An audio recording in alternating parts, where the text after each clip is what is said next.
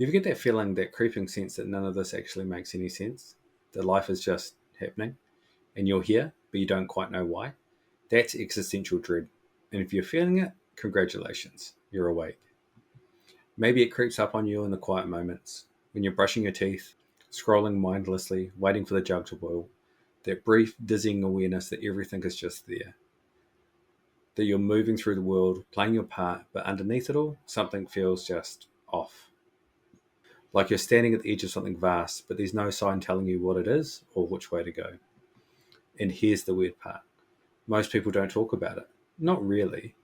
We joke about existential crises, make memes about spiraling at 2 a.m., but when the feeling actually grips you, when you're lying awake staring at the ceiling, thinking, what the fuck am I doing? The world doesn't really have an answer for that. It just tells you to keep going. Get a hobby, go outside, meditate, breathe. But what if existential dread isn't something to overcome? What if it's not a glitch, not some personal failing, but a signal? What if instead of trying to drown it out, we actually try to understand it? Existential dread is that unsettling feeling that life might be meaningless. That everything, your thoughts, your actions, your relationships, your entire existence is temporary. And one day, none of this will matter. It's that cold, creeping awareness that time moves forward whether you understand it or not.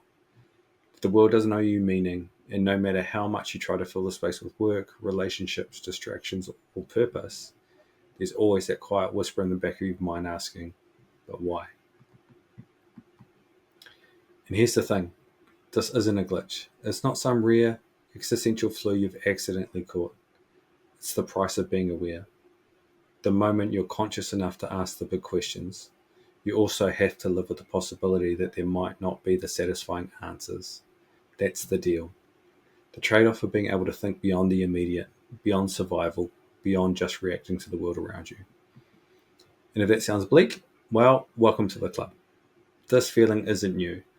It's not some modern disease caused by scrolling too much or overthinking your career choices. Philosophers like Sartre, Kierkegaard, and Camus spent lives wrestling with it.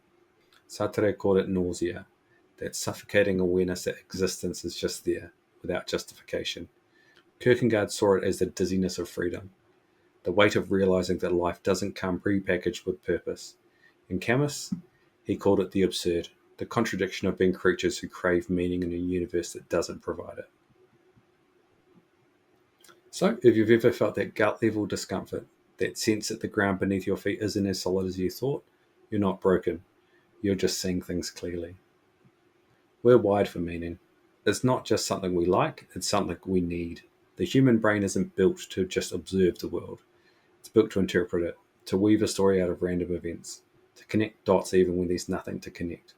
That's why we see shapes in the clouds, why we look for signs and coincidences, why we instinctively search for patterns in the chaos. Meaning gives us direction. It makes life feel like it's going somewhere. So when that framework starts to crack, when life starts feeling arbitrary, our minds panic. Because if life has no inherent meaning, then what are we all doing here? Why bother? Why try?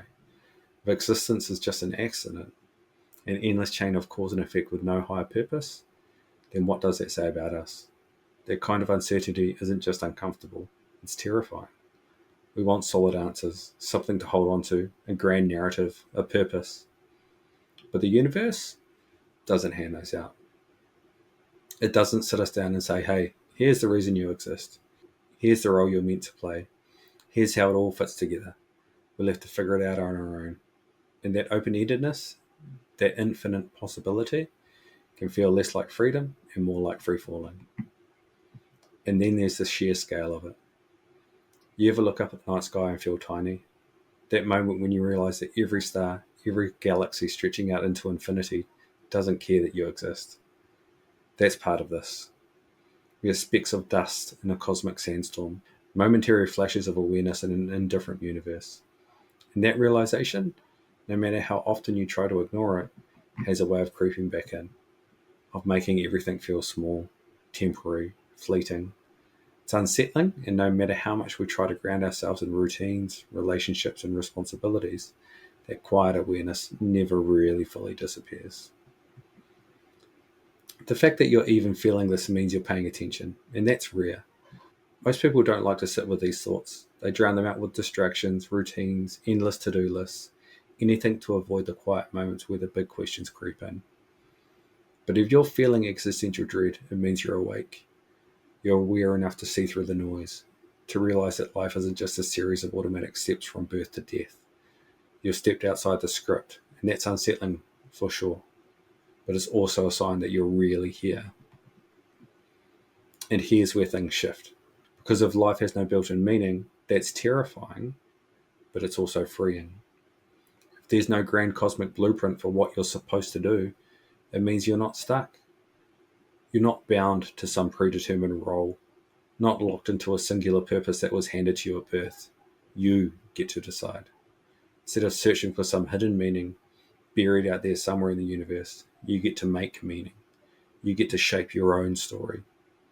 And yes, that's a heavy responsibility, but it's also the ultimate freedom. So, instead of running from existential dread, what if we followed it? What if instead of trying to numb it, we actually listened to it? Because maybe that feeling, that creeping sense of unease, isn't something to be fixed. Maybe it's a signal, a compass pointing towards something deeper. Maybe it's not here to paralyze us, but to push us, to question, to create, to actually live instead of just existing. Because in the end, existential dread isn't proof that life is meaningless, it's proof that we care. Existential dread isn't a problem to solve, it's a tension to hold, something you can carry with you, not something you fix. Because the moment you try to solve it, to force meaning where there isn't any, to patch over the discomfort with easy answers, you lose something. You lose the rawness, the aliveness, the part of you that's actually engaged with existence instead of just coasting through it. You don't need all the answers, no one has them. And if they say they do, they're either lying or they've just stopped asking the right questions. Meaning isn't something you find neatly packaged, waiting for you at the end of some perfectly mapped out path. It's something you wrestle with, something you shape, something you create in the middle of uncertainty. And if that makes you feel a little lost, maybe that's exactly where you need to be. Maybe being lost isn't the sign of something wrong, but the sign you're actually thinking, actually paying attention. Maybe feeling untethered isn't the absence of meaning, but the space where real meaning begins. If this hits home for you, you're not alone. Stick around, we're just getting started.